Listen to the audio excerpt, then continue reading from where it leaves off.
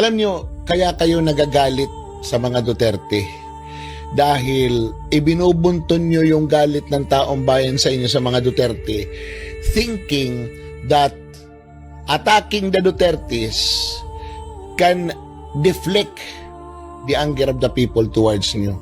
Hindi na iwawaglit ng taong bayan yung mata doon sa flood control project. Hindi na iwawaglit ng taong bayan ang kanilang isip doon sa nangyari sa flood control project. Alam niyo bakit? Ang taong bayan, karamihan, may mga pangarap sa buhay. At dahil sa laki ng halaga, ang iniisip nila, sana all.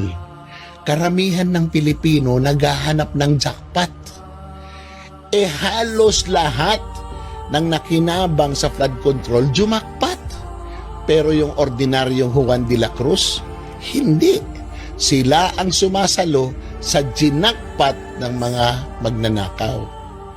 Kaya yung mga tao, hindi nila makalimutan yan. Ibato nyo man ng ibato sa mga Duterte yung galit, hindi mawawala, madadagdagan lang yung galit sa inyo.